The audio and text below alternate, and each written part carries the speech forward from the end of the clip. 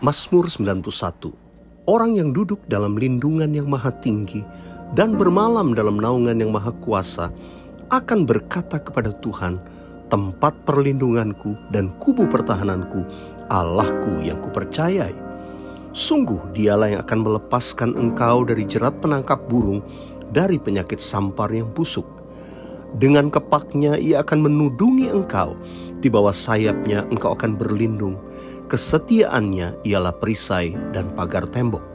Engkau tidak usah takut terhadap kedahsyatan malam, terhadap panah yang terbang di waktu siang, terhadap penyakit sampar yang berjalan di dalam gelap, terhadap penyakit menular yang mengamuk di waktu petang. Walau 1.000 orang rebah di sisimu dan 10.000 di sebelah kananmu, tetapi itu tidak akan menimpamu. Engkau hanya menontonnya dengan matamu sendiri dan melihat pembalasan terhadap orang-orang fasik. Sebab Tuhanlah tempat perlindunganmu, yang maha tinggi telah kau buat tempat perteduhanmu. Malapetaka tidak akan menimpa kamu, dan tulah tidak akan mendekat kepada kemahmu. Sebab malaikat-malaikatnya akan diperintahkannya kepadamu untuk menjaga engkau di segala jalanmu. Mereka akan menatang engkau di atas tangannya, supaya kakimu jangan terantuk kepada batu. Singa dan ular tedung akan kau langkahi. Engkau akan menginjak anak singa dan ular naga. Sungguh hatinya melekat kepadaku, maka aku akan meluputkannya. Aku akan membentenginya, sebab ia mengenal namaku. Bila ia berseru kepadaku, aku akan menjawab. Aku akan menyertai dia dalam kesesakan. Aku akan meluputkannya dan memuliakannya. Dengan panjang umur akan kukenyangkan dia, dan akan kuperlihatkan kepadanya keselamatan daripadaku. Shalom jemaat yang kami kasihi dalam Tuhan Yesus Kristus. Selamat beribadah kembali dalam ibadah online GBI Outbox CK4. Firman Tuhan hari ini akan dilayani oleh Pendeta Aruna Wirjo Lukito. Biarlah kita semua dengan sungguh-sungguh mengikuti ibadah ini, dengan bersama-sama memuji, menyembah Tuhan, dan berdoa, serta mendengarkan firman Tuhan. Minggu depan, kita akan mengikuti ibadah secara online dengan melalui Zoom.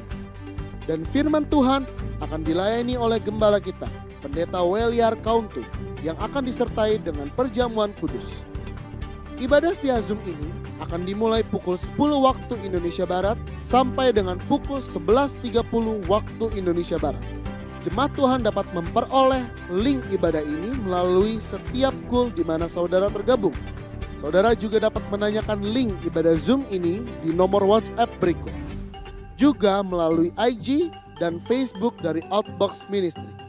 Jemaat juga kami himbau untuk bergabung dengan Cool dan mengikuti pertemuan-pertemuan secara online menurut cabang-cabang gereja di mana saudara terlibat, agar dapat digembalakan dengan baik selama masa pandemi ini. Saudara yang mau bergabung dengan Cool, silakan menghubungi nomor WhatsApp ataupun Instagram dan Facebook dari Outbox Ministry yang tertera di layar. Jangan lupa untuk menabur persembahan kita di hadirat Tuhan dalam ibadah hari ini. Saudara dapat menabur di nomor-nomor account gereja sesuai cabang gereja di mana saudara digembalakan. Atau saudara dapat mencatatnya dari deskripsi di YouTube channel ini.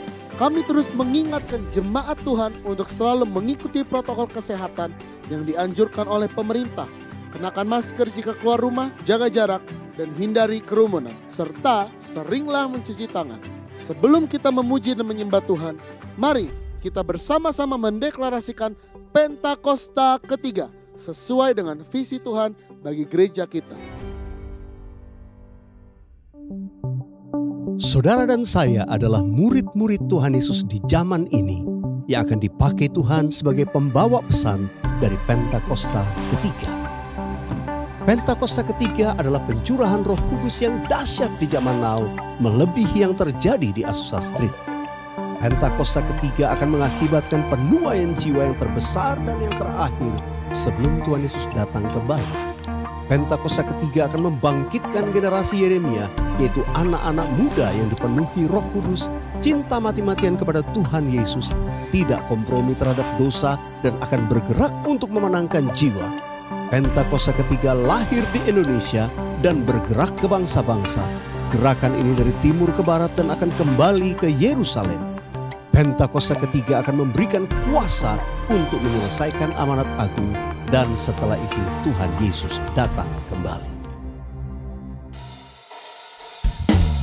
Kita sama-sama mau terima sukacita dari surga. Amin. Haleluya. Kami bersukacita karena Engkau baik buat setiap kami, Tuhan Yesus. Terima kasih Tuhan. Sama-sama katakan. Terima sukacita surga, itulah kekuatan bagi jiwa.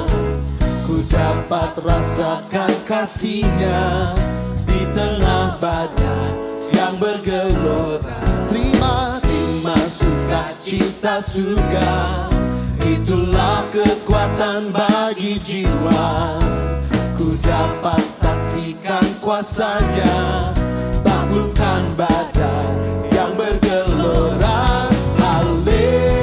Haleluya, Kau ada dalam hatiku, takkan patah semangatku, takkan hilang kekuatanku. Haleluya, haleluya, ku mau bersorak bagimu, sukacita surga nyata penuhiku. Haleluya. Come on, sing it out. Terima sukacita surga, itulah kekuatan bagi jiwa. Ku dapat rasakan kasih-Nya di tengah badai yang bergelora.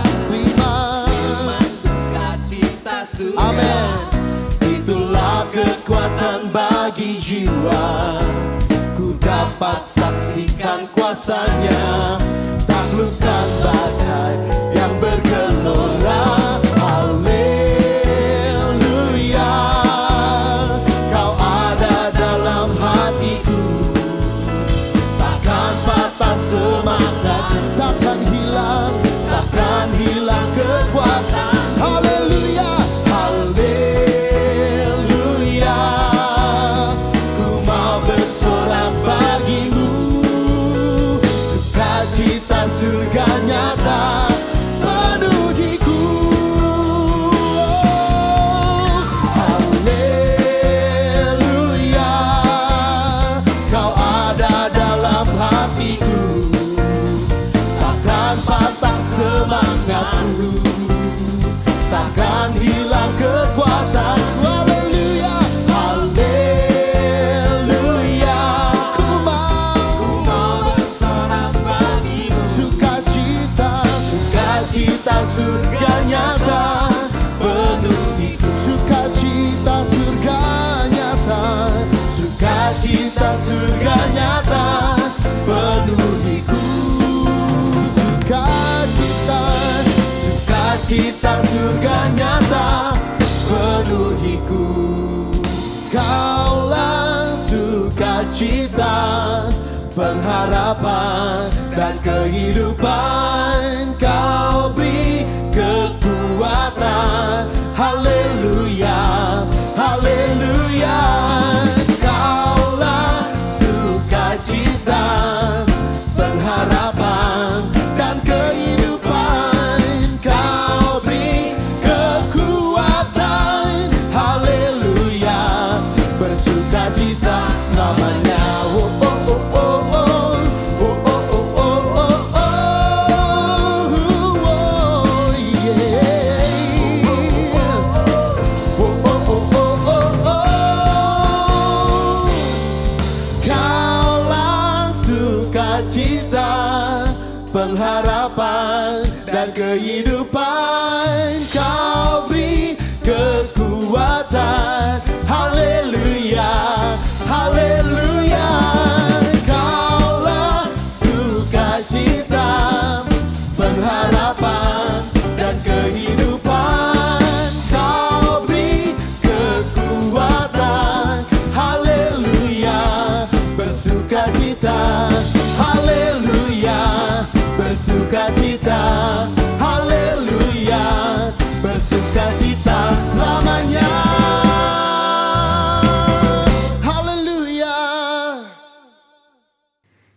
Saudara, pernahkah kita berpikir bagaimana banyak hamba-hamba Tuhan atau orang-orang percaya dipakai dengan karunia kesembuhan ilahi, mengusir setan, membangkitkan orang mati, bahkan melakukan hal-hal yang luar biasa? Misalnya di dalam Alkitab, Musa, Paulus, Petrus, dan banyak tokoh iman lainnya melakukan hal-hal yang luar biasa. Ada satu kesamaan dari semua tokoh-tokoh tersebut, yaitu pengurapan Tuhan yang luar biasa ada pada mereka. Sesungguhnya pengurapan dari Tuhan adalah penting bagi orang percaya. Dalam edisi Voice of Pentecost kali ini, kita akan membahas mengenai pengurapan dalam pelayanan dan kehidupan orang percaya. Di dalam Perjanjian Lama, tindakan pengurapan dilaksanakan pada acara ritual keagamaan, seperti penhabisan imam besar, penhabisan imam yang melayani, pengangkatan seorang raja, serta pengangkatan seorang nabi. Di dalam Perjanjian Lama, memang hanya orang-orang yang khususlah yang dapat menerima pengurapan. Sedangkan dalam Perjanjian Baru, pengurapan diberikan kepada orang-orang yang percaya kepada Yesus Kristus. Dalam Perjanjian Lama, instrumen yang sering kali dipakai dalam pengurapan adalah minyak. Minyak adalah lambang persetujuan dengan Allah, kehadiran Allah, berkat, kuasa, penghiburan, kesembuhan, sukacita, perkenanan, dan kesejahteraan. Akan tetapi, dalam Perjanjian Baru tidak terlalu ditekankan tentang minyak, tetapi Roh Kudus menjadi instrumen pengurapan itu sendiri. Prinsip yang mendasari pengurapan minyak adalah prinsip konsekrasi, yaitu memisahkan atau mengkhususkan sesuatu atau seseorang kepada Tuhan. Prinsip konsekrasi dengan pengolesan minyak tetap berlaku pada era Perjanjian Baru. Lalu, apa contoh peristiwa pengurapan dalam Alkitab? Salah satunya adalah pengurapan double portion. Pengurapan 2 kali ganda sangat dikenal dalam gereja aliran Pentakosta dan karismatik. Istilah ini mengacu kepada peristiwa Elia dan Elisa yang dicatat dalam 2 Raja-Raja 2 ayat 1-14, di mana Elisa meminta 2 bagian dari roh Elia. Salah satu dampak dari pengurapan double portion yang diterima Elisa adalah mujizat-mujizat yang Tuhan kerjakan melalui pelayanan Elisa 2 kali lipat lebih banyak dari Elia. Hal ini tidak membuktikan bahwa Elisa lebih hebat dari Elia, justru lebih membuktikan bagaimana mentoring yang dilakukan Elia kepada Elisa berhasil. Peristiwa yang senada juga terjadi pada zaman Perjanjian Baru, di mana Tuhan Yesus menyampaikan kepada murid-muridnya dalam Yohanes 14 ayat 12, "Sesungguhnya barang siapa percaya kepadaku, ia akan melakukan juga pekerjaan-pekerjaan yang aku lakukan, bahkan pekerjaan-pekerjaan yang lebih besar daripada itu." Maksud perkataan Tuhan Yesus bukan berarti orang percaya lebih hebat darinya, melainkan orang percaya akan melakukan pelayanan yang menjangkau lebih banyak orang, serta pelayanan kepada bangsa-bangsa non-Yahudi. Dengan perkembangan teknologi, internet, dan media sosial, kini semua pelayanan penjangkauan dimungkinkan. Roh Kudus memenuhi dan mengurapi orang percaya untuk melakukan pelayanan tersebut. Pengurapan double portion merupakan pengurapan untuk pelayanan yang lebih besar. Umumnya terjadi dalam konteks bapa rohani dengan anak rohani. Orang percaya yang merindukan pengurapan tersebut tentu harus membangun hubungan bapa anak dengan pemimpin rohani yang Tuhan Yesus tempatkan di atasnya. Selanjutnya, apa maksud dan tujuan dari pengurapan? Dalam Lukas 4 ayat 18-19 dijelaskan bahwa Yesus Kristus sebagai yang diurapi. Jikalau Yesus saja menerima pengurapan dari Allah, terlebih lagi kita sebagai orang percaya. Oleh karena itu, pengurapan harus disadari sebagai bagian dari perjalanan orang percaya dalam menjalankan panggilan Kristus. Dalam hidup setiap hari, Tuhan pun telah berkata bahwa Ia sebagai gembala yang baik akan mengurapi kepala orang percaya dengan minyak. Pengurapan yang diberikan kepada orang-orang percaya dalam era Perjanjian Baru bukanlah untuk tujuan keselamatan atau berkat secara jasmani, namun untuk tujuan pelayanan, yaitu pemberitaan Injil dan menyatakan kuasa Allah. Dan yang terakhir, pengurapan merupakan bagian tidak terpisahkan dari hidup orang percaya. Salah satu yang membedakan antara orang percaya dengan orang yang belum percaya adalah adanya pengurapan Tuhan dalam hidupnya. Sebagai pengikut Kristus, pengurapan bukanlah sesuatu yang asing, melainkan menjadi bagian yang penting dalam perjalanan iman dan keseharian kita. Dengan demikian, orang yang percaya kepada Kristus sudah seharusnya menjadikan pengurapan sebagai bagian yang penting dan tidak terpisahkan dari hidup mereka. Sekarang adalah era Pentakosta yang ketiga, di mana orang percaya menjadi the messenger of the third Pentecost. Dan pengurapan sungguh sangat kita perlukan untuk menuntaskan amanat anggungnya. Misi kerajaannya tidak dapat dilakukan dengan kekuatan kita sendiri. Jadi, kita jangan sampai melewatkan kesempatan untuk menerima pengurapan dari Tuhan melalui para pemimpin rohani kita. Mari terima pengurapan Tuhan dengan iman dan mulai melangkah untuk mengerjakan apa yang Roh Kudus perintahkan di dalam hidup kita. Tuhan Yesus memberkati.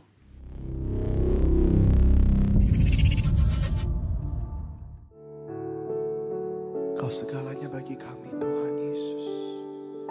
Terima kasih Tuhan. Kami mau memuji-Mu, menyembah-Mu Tuhan. Tuhan, Kaulah segalanya. Dari lubuk hatiku, ku mau berkata,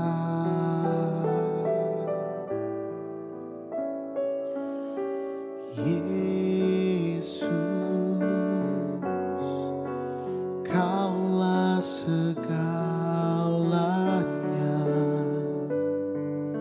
Tiada yang dapat melebihi Engkau. Selamanya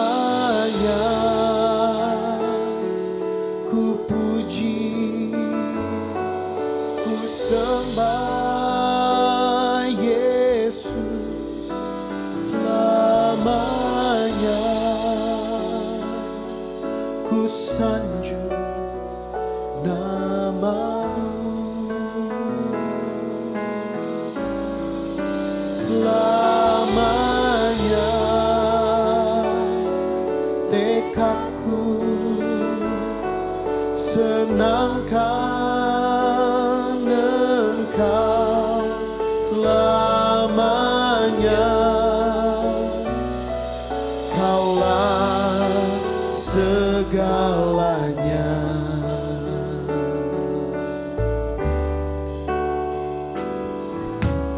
Tuhan,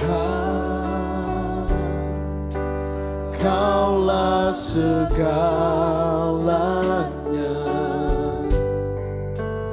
Dari lubuk hatiku, ku mau berkata, Yesus, Kaulah, Yesus, Kaulah segalanya.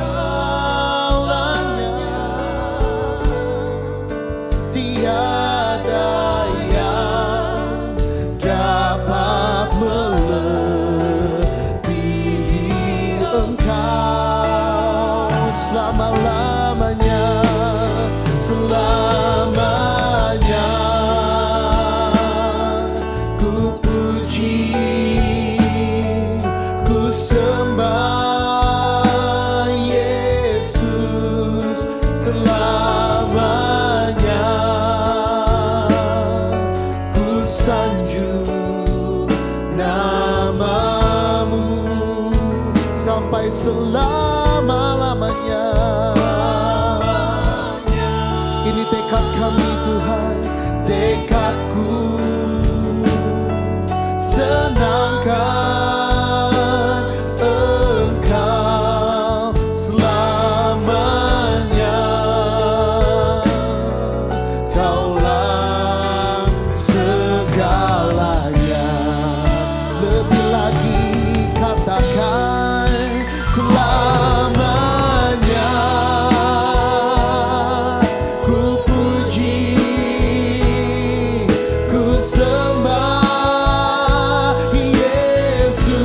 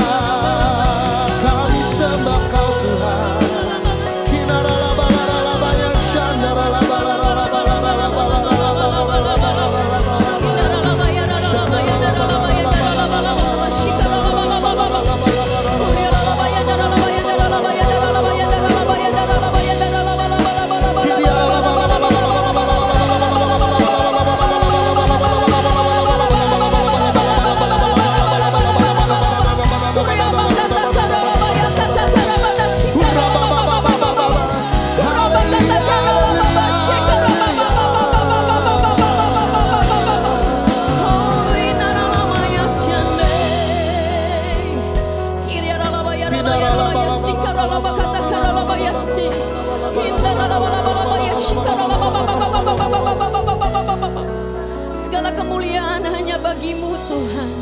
Engkau layak menerima setiap pujian penyembahan dari kami Tuhan. Terima kasih untuk hari yang senantiasa Kau berikan baru buat setiap kami. Terima kasih untuk rahmat-Mu yang senantiasa baru Kau curahkan untuk setiap kami. Terima kasih Tuhan. Terima kasih Bapa Allah Roh Kudus. Terima kasih. Terima kasih untuk setiap campur tangan Tuhan dalam kehidupan kami. Dalam setiap aspek kehidupan kami Tuhan. Terima kasih Tuhan untuk setiap hal-hal yang Tuhan kerjakan. Di dalam segala sesuatu yang terbaik dan terbaik untuk setiap kami Tuhan. Terima kasih Bapa, terima kasih. Kami mau terus berkata sungguh Kau Bapa yang baik. Kau sungguh Allah yang baik. Engkau Bapa yang sempurna buat setiap kami Tuhan. Terus nyatakan kuasa-Mu, mukjizat-Mu Tuhan atas bangsa kami yang kami kasihi Tuhan. Biarlah setiap lutut bertelut, setiap lidah mengaku Tuhan, menyerukan nama Tuhan, menyerukan Yesus sebagai juru selamat manusia di bumi. Terima kasih Tuhan Yesus. Biarlah pengurapan Allah, biarlah dicurahkan hari ini Tuhan, untuk setiap keluarga demi keluarga, untuk setiap penduduk di bangsa ini Tuhan. Biarlah kesejahteraan sentosa juga dicurahkan atas Indonesia Tuhan. Thank you Jesus, thank you Jesus. Terima kasih untuk penyertaan-Mu Tuhan. Sampailah kami pada ujung tahun ini Tuhan Yesus, Kau tetap memberi yang terbaik. Di dalam pemeliharaan-Mu yang senantiasa sempurna buat kami Tuhan. Kami tak kurang suatu apapun di dalam kehidupan kami. Bangsa ini terus Tuhan tambah-tambahkan berkat-Mu, kasih karunia-Mu, anugerah-Mu. Bahkan kami percaya Tuhan kesembuhan senantiasa terus bekerja secara dahsyat luar biasa dalam nama Tuhan Yesus. Tuhan, biarlah juga kiranya api Roh-Mu, yaitu api Pentakosta yang ketiga Tuhan curahkan atas Indonesia dalam nama Tuhan Yesus. Biarlah dibangkitkan generasi Yeremia Tuhan atas bangsa ini. Dibangkitkan generasi yang cinta mati-matian atas bangsa ini Tuhan.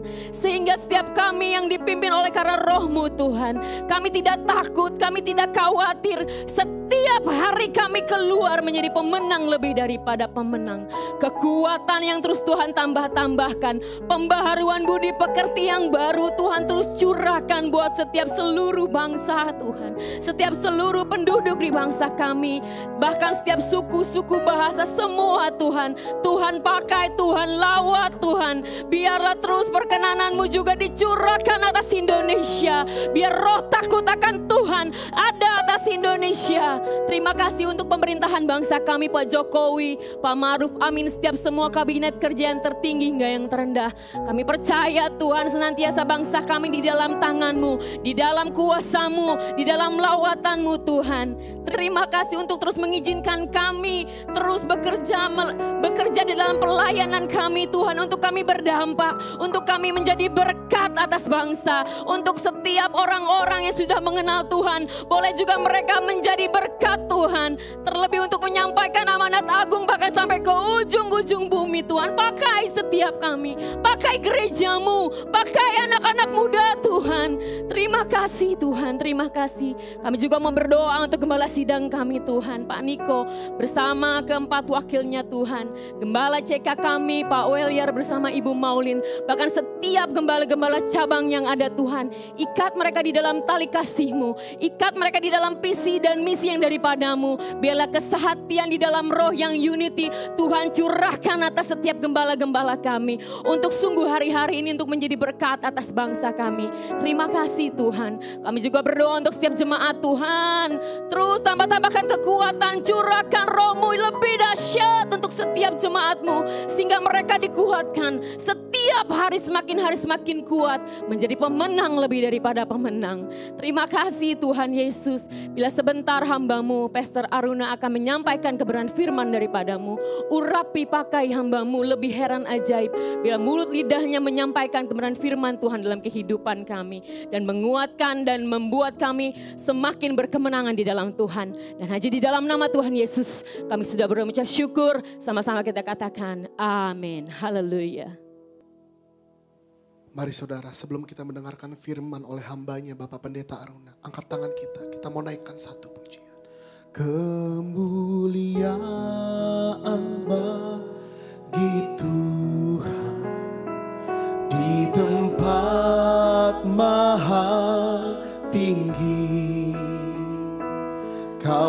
Raja diagungkan dan dipuji. Datanglah kerajaanmu Tuhan. Datanglah kerajaanmu, jadilah kehendakmu. Seluruh bumi penuh kemuliaan-Mu. Kemuliaan bagi Tuhan. Kemuliaan bagi Tuhan di tempat maha tinggi. Kau Raja diagungkan dan dipuji. Datanglah kerajaanmu. Datanglah kerajaanmu, jadilah kehendakmu. Seluruh bumi Penuh kemuliaan-Mu. Oh, kemuliaan bagi Tuhan di tempat maha tinggi.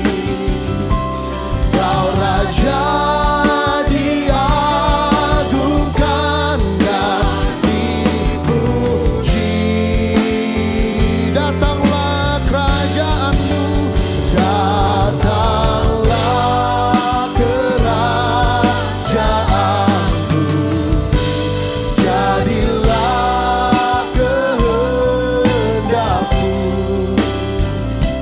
Seluruh bumi penuh kemuliaan-Mu. Seluruh bumi penuh kemuliaan-Mu. Seluruh bumi penuh kemuliaan-Mu. Seluruh bumi penuh kemuliaan-Mu. Seluruh bumi penuh kemuliaan-Mu. Haleluya. Penuh kemuliaan-Mu. Seluruh bumi Tuhan. Jemaat GBI Outbox yang Tuhan berkati, mari kita berdoa. Bapa di sorga, dalam nama Tuhan Yesus, terima kasih buat berkat berlimpah kami boleh alami sampai hari ini. Dari waktu ke waktu, saat demi saat, bulan demi bulan, tahun demi tahun, generasi lepas generasi tunjukkan kebaikan dalam kehidupan kami. Kau merawat kami sampai hari ini, kami tidak pernah kekurangan apapun yang baik. Kasih-Mu lebih dari hidup. Roh Kudus cengkram kami dengan kuat supaya tidak menyimpang kanan, tidak menyimpang kiri, tapi terus berpegang kepada panggilan yang ilahi. Pujian, hormat, kuasa, kemuliaan bagi nama Tuhan Yesus. Kau perisai hidup kami, Kau pagar tembok sekeliling kami, tidak pernah ada yang jahat bisa menyentuh hidup kami. Engkau Tuhan, upah kami yang sangat amat besar. Di dalam nama Tuhan Yesus, yang percaya boleh berkata, amin.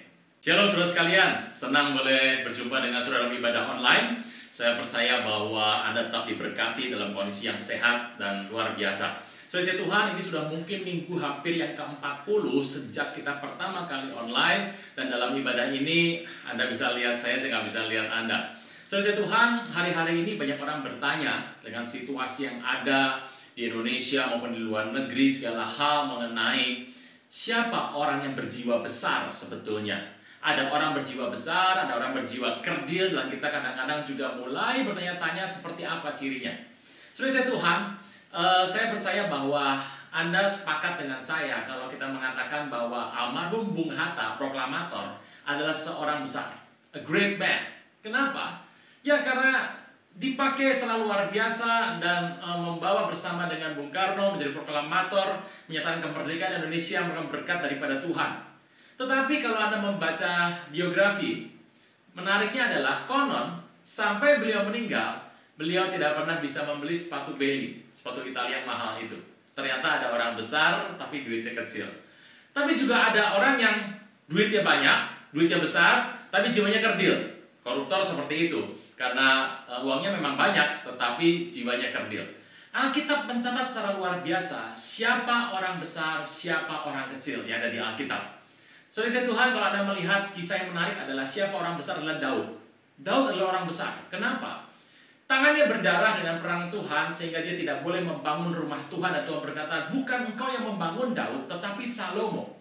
Dan Daud berpikir bahwa anakku terlalu muda, anakku masih belum pengalaman, apa yang harus aku buat? Maka Daud mengerahkan yang namanya emas, perak, batu permata, tembaga, kayu, batu-batuan, bahkan pohon-pohon sanobar semua. Bahkan dia buat perjanjian-perjanjian dengan tetangga-tetangga negara tetangga untuk kelak bisa Salomo dengan mudah membangun rumah Tuhan. Daud membuka jalan untuk generasi berikutnya. Dia orang besar. Siapa orang besar berikutnya? Musa. Di usia mungkin 107-110 tahun, Musa tidak boleh masuk dalam perjanjian karena sebuah kesalahan yang dia buat. Dan ingat baik-baik, pada hari itu masih ada dua raja, yaitu Raja Sihon dari Heshbon dan Raja Og dari Basan, yang tingginya 4 meter, saudara. Dan harusnya Yosua yang harus mengalahkan. Musa bisa dengan mudah pensiun. Musa bisa dengan mudah menarik diri untuk dia tidak lagi berperang, karena Yosua lebih muda, lebih gesit, tenaga lebih kuat, dan mungkin lebih cemerlang berpikirnya. Tetapi Musa tidak. Justru di masa usia tuanya, dia yang berperang dengan dua raja raksasa ini. Sehingga kelak Yosua tinggal berjalan untuk masuk ke tanah Kanaan. Siapa orang besar? Orang yang memperhatikan the next generation. Saudara Tuhan, kalau kita melihat siapa orang kecil? Hizkia. Raja ini mencintai Tuhan luar biasa, dicintai Tuhan luar biasa. Ini raja masih muda pada zaman dia, teknologi maju, arsitektur maju, pembangunan maju, kesenian maju, dan iman rakyat itu maju. Tapi usia di tangan Tuhan dan dia harus meninggal. Dan waktu Nabi Yesaya menyampaikan mengenai dia harus meninggal, Hizkia menangis dan Tuhan menjawab doanya, menambah 15 tahun usianya. Apa yang terjadi? Dia bersuka cita, bikin tumpengan, saudara. Dia bikin yang namanya open house, housewarming, dan mengundang banyak teman-temannya termasuk kepala negara dari negara tetangga untuk datang ke kerajaannya. Dia menunjukkan seluruh isi kerajaannya, kekayaan secara luar biasa. Setelah mereka pulang, Nabi Yesaya datang dan bertanya, "Raja, siapa mereka?" Di situ ada Raja Babel dan penggawa-penggawanya. Dan Yesaya bertanya kepada Raja Hizkia, apa yang mereka lihat? Hizkia mengatakan bahwa mereka sudah melihat segalanya, kekayaan kerajaanku aku perlihatkan semuanya. Yesaya berkata, bodoh sekali perbuatan itu, karena kelak satu waktu, bukan zamanmu, zaman anak-anakmu nanti. Raja Babel akan datang, merampas semua harta benda bait suci, dan membawanya, menjarahnya masuk ke Babel. Anda tahu Hizkia bilang apa? Dalam hati dia berkata, tidak apa-apa, yang penting pada zamanku ada damai, terserah zaman anakku. Orang kerdil, orang kecil. Kenapa? Karena dia tidak memperhatikan the next generation. Kita mau buka firman Tuhan sebentar, Bapak Ibu. Ada bersama dengan Alkitab manual, karena handphone Anda pakai buat nonton dengan gadget, sehingga Anda nggak bisa buka Alkitab, Anda bisa buka Alkitab manual. 1 Raja-Raja 19, 1 Raja 19. Saya akan cerita mengenai seorang besar berikutnya. Namanya Elia. Elia dalam kehidupannya merupakan seorang nabi luar biasa, karena nabi ini nabi kedua terbesar di Israel. Yang pertama Moshe, nabi hukum, the prophet of law. Tetapi yang kedua adalah Elia, the prophet of temple. Elia adalah nabi yang sangat luar biasa sekali. Mujizat yang dia buat tidak pernah disamai oleh pendahulunya. Musa membuat mujizat lebih hebat. Tuhan perkenankan itu. Tapi jumlah frekuensinya tidak pernah sebanyak Elia. Elia membuat 16 mujizat, luar biasa banyak. Nah, satu hari setelah dia mengalami masalah dengan hatinya karena Isabel mengejar dia dan dia ingin mati, Tuhan menunjuk dia dengan sebuah tugas. Firman Tuhan kepada Elia, pergilah kembali ke jalanmu melalui padang gurun Damsyik. Setelah kau sampai, 1, kau harus mengurapi Hazael menjadi raja atas Aram. 2, Yehu cucu Nimsi harus kau urapi jadi raja atas Israel. Yang ketiga adalah Elisa bin Shafat dari Abel Mehola harus kau urapi jadi nabi menggantikan engkau. Bapak Ibu, sebuah poin penting yang saya mau bicara pada kesempatan ini adalah dalam kehidupan Anda dan saya, ada tugas Tuhan yang harus Anda selesaikan dalam kehidupan ini sendiri. Tugasmu, tanggung jawabmu, Tuhan tunjuk engkau untuk selesaikan. Dan engkau dan saya harus menyelesaikannya. Karena jika tidak, engkau berhadapan dengan Tuhan dan itu mungkin hal yang gak enak. Saudara Tuhan, tetapi dalam kehidupan kita, ada penugasan yang Tuhan berikan khusus dalam kehidupanmu. Spesifik, orang lain berbeda, engkau harus selesaikan. Tetapi ada penugasan Tuhan yang konsepnya adalah estafet. Engkau menyelesaikan, dilanjutkan orang lain lagi, dilanjutkan orang lain lagi, dilanjutkan orang lain lagi. Contohnya adalah peristiwa tadi. Setelah Elia mendapatkan visi ini unik. Dia harus mengurapi 3 orang. Yang pertama mengurapi adalah Hazael, yang hari itu adalah panglima dari kerajaan Aram, raja yang bernama Ben-Hadad. Dan dia harus mengurapi Hazael. Yang kedua dia harus mencari Yehu cucu Nimsi pembesar di Israel. Dan cucunya bernama Yehu harus diurapi. Yang ketiga adalah Elisa bin Shafat dari Abel Mehola. Pertanyaannya, bagaimana Elia menyelesaikan semua 3 visi ini? Jawabannya, Elia seorang nabi Tuhan dan dia tahu ini penugasan bukan penugasan 1 kali, tapi penugasan merupakan estafet. Nah, saudara Tuhan, apa yang terjadi? Kalau estafet, maka Elia harus memilih dari 3 tadi mana yang harus dia ambil. Pola yang dia ambil akan menunjukkan bahwa dia adalah seorang yang berjiwa besar atau berjiwa kecil kerdil. Saudara Tuhan, yang kita lihat sebentar. Gampang apa tidak, Anda mencari yang namanya Hazael, orang kedua dari kerajaan Aram, Suriah, Syria. Bapak Ibu, mencari orang kedua di kerajaan tetangga, negara tetangga itu gampang loh Bapak Ibu. Anda tahu siapa PM Malaysia? Anda tahu siapa PM Thailand? Anda tahu PM Singapura, Anda dengan mudah bisa tahu orang kedua di sebuah kerajaan atau negara. Bahkan wakil presiden saja, kalau saya tanya wakil presidennya Presiden Donald Trump siapa, Anda pasti tahu. Mudah saja, Google Anda bisa cek. Mencari yang namanya Hazael itu mudah, karena dia terkenal sekali. Dan Aram adalah musuh dari Israel yang punya hubungan banyak dengan Israel, baik secara seringkali membantu karena dibeli untuk mengalahkan bangsa lain atau malah berperang dengan Israel sendiri. Yang kedua adalah lebih sulit, yaitu mencari cucu dari orang besar di Israel, Yehu cucu Nimsi. Tapi walaupun ini lebih sulit dari yang pertama, menurut saya ini sama-sama mudah. Contoh, Anda bisa mencari dengan mudah cucu dari presiden pertama. Anda bisa cari cucu dari presiden kedua, presiden ketiga, presiden keempat. Bahkan mungkin Anda bisa mencari cucu dari presiden yang sekarang sedang menjabat. Saya beritahu, cukup mudah. Nah, tetapi yang ketiga ini kesulitannya jauh melebihi, jaraknya jauh dengan yang pertama dan yang kedua. Sebuah contoh, Elisa bin Shafat dari Abel Mehola itu sama dengan Anda di Jakarta Pusat. Anda mencari seseorang bernama Budi, anaknya Pak Soleh yang ada di Jakarta Pusat. Elisa bin Shafat dari Abel Mehola. Nama Elisa hari itu banyak sekali Bapak Ibu.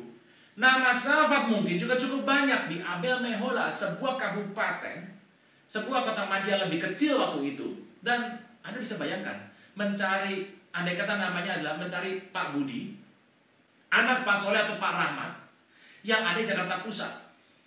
Anda bisa bayangkan itu. Betapa sulitnya mencari itu, dan zaman dulu nggak ada Google, tidak ada yang namanya mungkin KTP pun tidak ada. Tapi dari 3 ini, mana yang Elia pilih? Yang paling sulit yang terakhir. Anda bisa lihat bahwa dalam tongkat estafet ini dia mencari yang paling sulit bagi dirinya sendiri dan melepaskan 2 lagi nanti yang lebih mudah, jauh lebih mudah kepada penerusnya. Ciri seorang yang besar, membuka jalan untuk generasi berikutnya. Makanya orang-orang yang suka pergi ke dukun, pesugihan, dia mencari kekayaan, sebetulnya adalah kekayaan anak cucunya diambil sebetulnya. Dan saya mau kasih tahu bahwa dia hidup egois. Yang penting aku enak, terserah anak cucuku, terserah anak cucuku. Tipe orang kecil. Apa yang terjadi berikutnya? Kita masuk dalam topik yang menarik. Dalam 1 Raja 19 ayat ke-19. Anda tahu, kalau orang berjiwa besar, kalau orang hidupnya berjiwa besar, membuka bagi generasi berikutnya.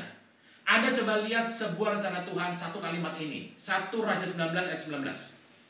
Setelah Elia pergi dari sana, ia bertemu dengan Elisa bin Safat yang sedang membaca dengan 12 pasang lembu.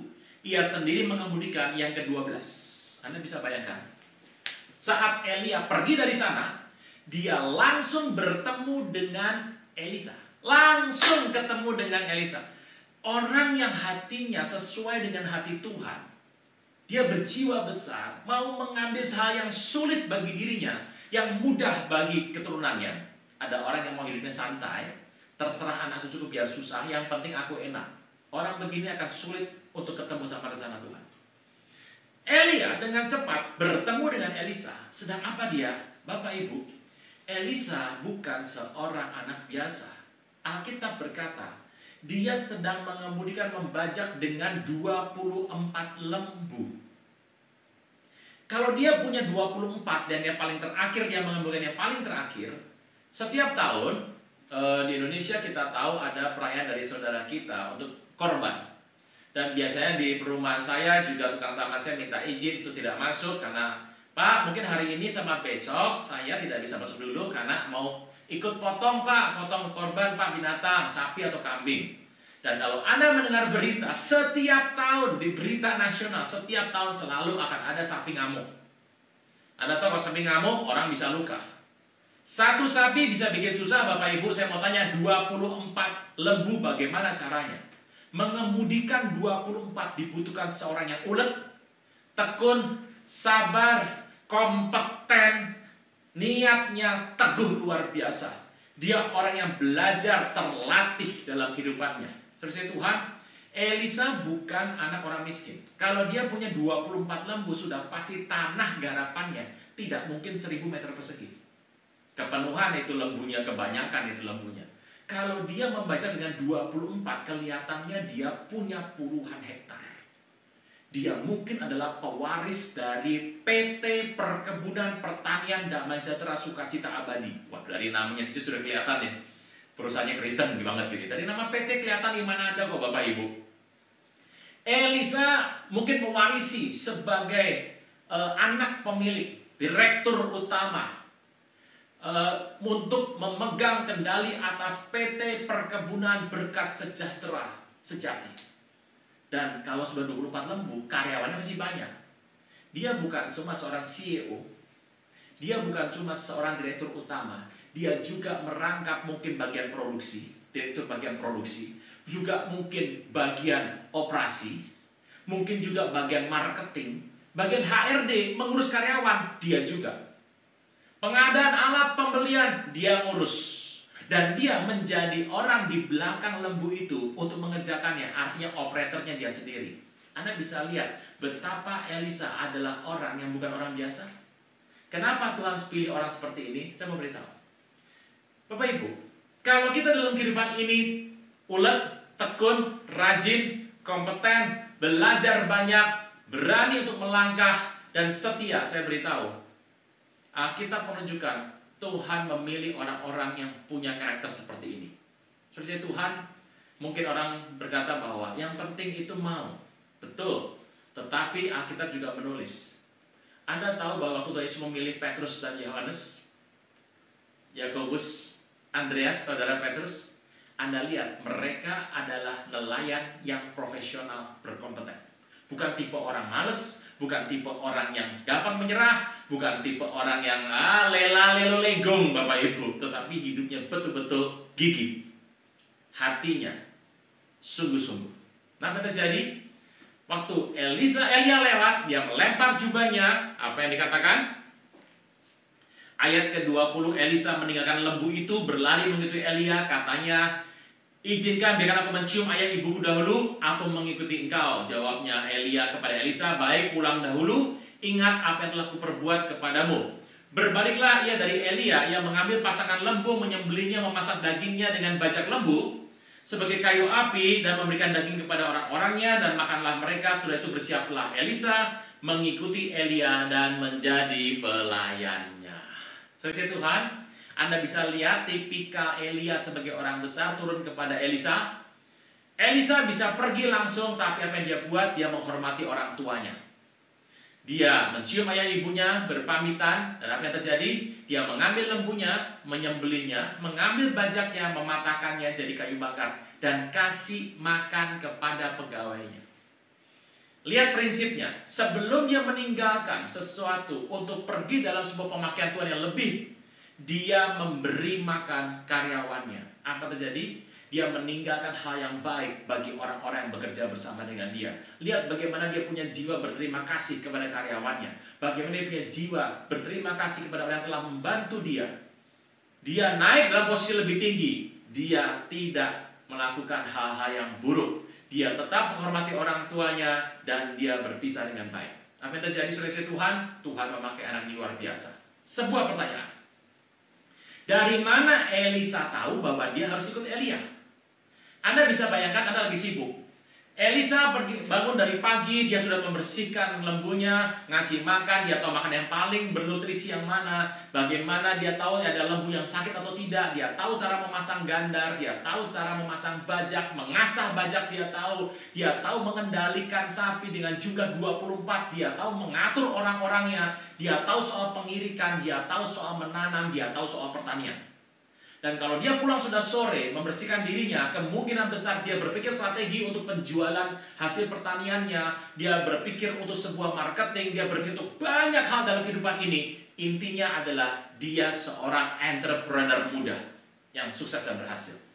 Tetapi yang aneh adalah, pada saat Elia lewat dan melemparkan jubah, mungkin harusnya dia berkata begini, Pak tua, jangan ganggu-ganggu saya punya pekerjaan. Itu apa lempar-lempar jubah, ambil balik.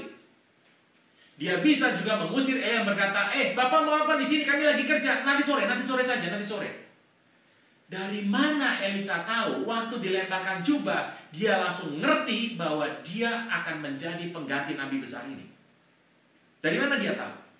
Berarti selama ini waktu dia bekerja dengan gigi, dengan ulet, dia bekerja dengan tekun dalam segala hal, yang terjadi adalah di kepalanya dia tetap berfokus kepada sebuah hal-hal yang spiritual.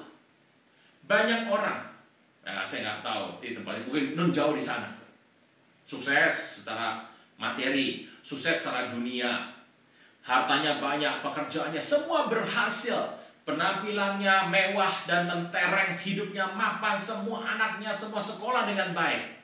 Hidupnya luar biasa, dalam kondisi dia juga menabur bagi banyak tempat. Tapi saya beritahu, begitu disuruh buka Alkitab, kebingungan dan stres sekali.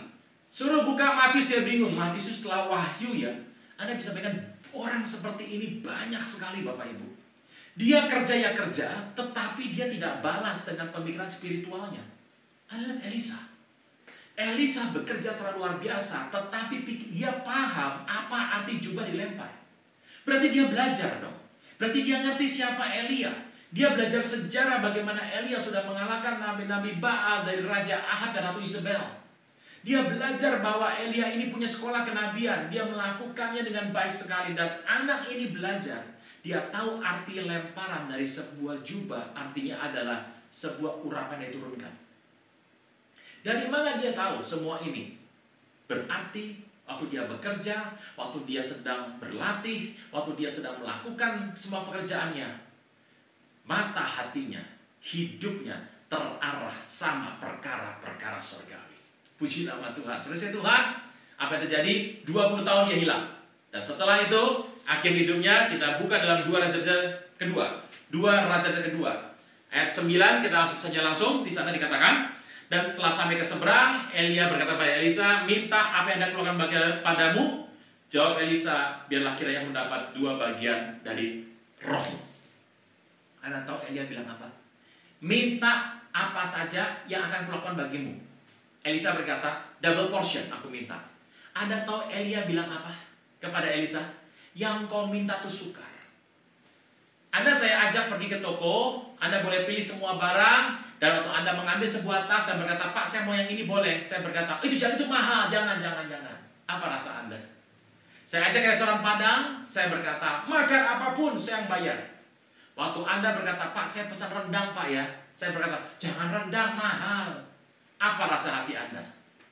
Elisa tahu, Elia punya tipe seperti itu. Dia tidak banyak bicara, dia cuma lemparkan jubah. Ngerti ya ngerti, enggak juga enggak apa-apa. Yang kedua, Elia berkata, minta apa saja akan kulakukan. Dia berkata, minta 2 bagian dari rohmu. Sejarah mencatat, Elia bikin 16 mujizat, Elisa bikin 32 mujizat. Saudara Tuhan, apa yang terjadi? Dia berkata, itu sukar, kecuali kau bisa melihat aku naik ke sorga. Dan Alkitab mencatat, Elisa bisa melihat Elia naik ke sorga. Dia berkata dengan jelas, ayat 12, Bapakku, kereta Israel dan orang-orang yang berkuda. Saudara Tuhan, karena matanya sudah bisa lihat, Elia juga mikir, aku akan menyerahkan tampuk kepemimpinan kepada Elisa. Tapi kalau Elisa sendiri kualitasnya belum sampai yang Tuhan mau, aku tidak bisa kasih. Apa syaratnya? Kalau dia bisa melihat penampakan sorgawi. Dan Elisa lulus dan berkata, aku melihat. Dia sebutkan lengkap. Kereta Israel dan orang yang semuanya disebutkan. Kereta berkuda disebutkan. Elia tahu anak ini betul-betul lihat. Dan setelah itu Elia pergi. Elisa mengambil jubahnya, digulung dan dipukul kepada sungai, dan sungai terbelah. Saudara Tuhan, ini yang menarik. Alkitab mencatat bahwa Elisa menjadi penerus Elia luar biasa. Hari ini, dalam masa pandemi, saya nggak tahu akan berakhir kapan ini semua. Tapi hidup Anda dan hidup saya tidak ada urusannya dengan pandemi. Hidup kita urusannya dengan sorga. Rencana Tuhan, Anda harus mengerti mana yang bagi hidupmu, mana yang estafet. Saran saya kalau estafet, cari yang paling sulit. Dan kalau engkau sedang mengerjakan dalam segala hal kehidupanmu hari-hari ini, fokus kepada sorga. Supaya matamu bisa melihat signal-signal sorgawi. Anda bisa melihat, mendeteksi Tuhan sedang berbuat apa. Orang yang tidak paham, dilempar jubah oleh Elia, mungkin dia akan marah. Tapi Elisa tahu artinya. Apa arti kata jubah? Pertama, dia mengambil jubahnya dan membuat mujizat dengan jubah itu. Tapi kelak, dia tidak perlu jubah itu. Karena dia sendiri menjadi jubahnya. Sampai di sini saya percaya, Bapak bisa menangkap sesuatu, mengerti sesuatu. Jangan pernah signal sorgawi lewat dalam hidupmu. Tetap dalam kesibukan apapun, dalam mengurus apapun, jangan sampai koneksimu dengan sorga terputus. Tetap perhatikan kanan kiri, karena Tuhan sedang berbicara hari-hari ini. Kita sedang memasuki masa dimensi yang baru dengan pencurahan Roh Kudus yang besar. Karena satu hal, Tuhan datang segera. Kita berdoa. Bapa di surga, dalam nama Tuhan Yesus, terima kasih untuk sebagian firman kami sudah dengar. Ajar kami dari orang yang terus gigih, terus ulet mengerjakan bagian kami selama hidup kami. Tuntun umat-Mu, tuntun kami semua supaya tidak menyimpang kanan, tidak menyimpang kiri, tapi kami terus berjalan. Dan hati kami, hidup kami berfokus memikirkan di mana Kristus itu ada. Dan kami percaya hari-hari ini Engkau memakai umat luar biasa dengan tidak takut, dengan cepat, karena kami tahu Engkau datang segera. Terima kasih Tuhan Yesus, dalam tangan-Mu yang penuh kasih. Hamba serahkan semua umat-Mu yang menyaksikan tayangan hari ini, mengikuti ibadah hari ini maupun rekaman ke depan, dan biarlah kuat kuasa Tuhan Yesus menyertai kita semua. Di dalam nama Tuhan Yesus, yang percaya diberkati, sama-sama boleh berkata, amin. Puji Tuhan, saya percaya semua kita jemaat Tuhan diberkati melalui pesan firman Tuhan dari hambanya, sahabat saya Bapak Pendeta Aruna Wirjo Lukito. Dan saya percaya hari-hari ini kita tetap excited, ya, sekalipun kita online, tapi kita tetap merindukan terus Tuhan menjawab doa-doa kita. Katakan amin. Nah saudara dikasih Tuhan, saya mau sampaikan mulai minggu depan, ya, minggu pertama di bulan Desember, ibadah kita akan berubah bentuknya, ya. Artinya saudara akan mengikuti ibadah seperti jam-jam ibadah saudara di gereja, hanya melalui Zoom, ya. Jadi jemaat Tuhan akan mengikuti ibadah melalui Zoom. Dari pihak sekretariat, Cool akan menghubungi saudara, ya. Nanti saudara bisa mendapatkan link untuk mengikuti ibadah ini pada jam yang sudah ditentukan.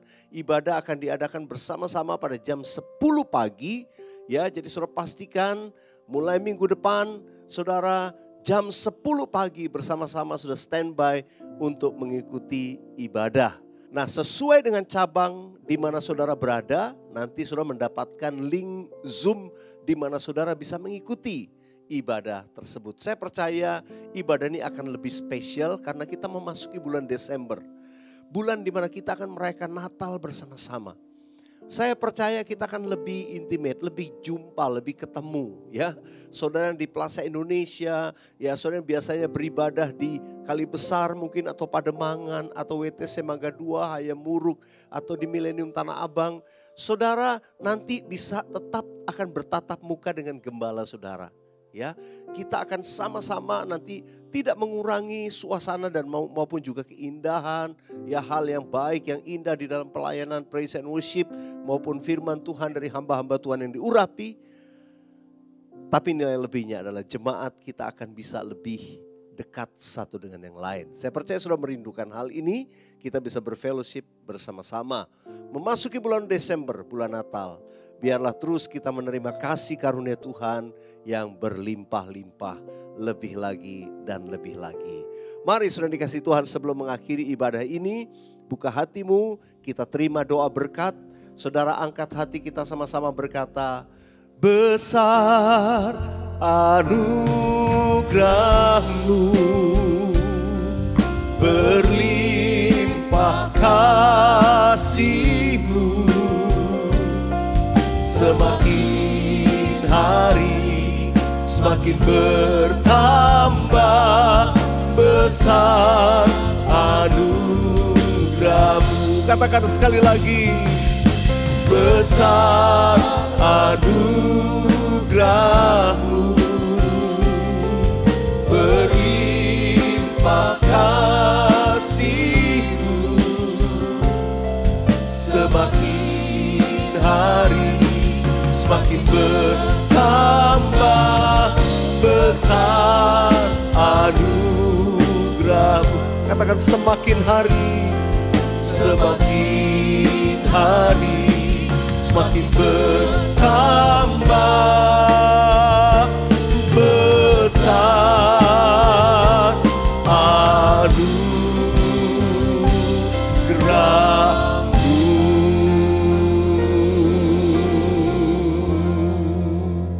Mari jemaat yang dikasih Tuhan, angkat kedua belah tanganmu di tempat saudara berada. Arahkan hatimu kepada Tuhan dan terimalah berkat Tuhan. Kasih karunia dan damai sejahtera yang berlimpah-limpah dari Allah Bapa. Kasih yang sempurna dinyatakan di dalam Yesus Kristus, Putra Tunggal yang menebus kami. Dan persekutuan dengan kuasa Roh Kudus yang membimbing, menuntun, menghibur kita hari demi hari. Bahkan menyongsong akhir tahun 2020. Bahkan sampai kekal selama-lamanya kami percaya ada penyertaan Tuhan. Maranatha sampai Tuhan datang, bahkan sampai selama-lamanya. Jemaat yang diberkati Tuhan sama-sama yang percaya katakan amin.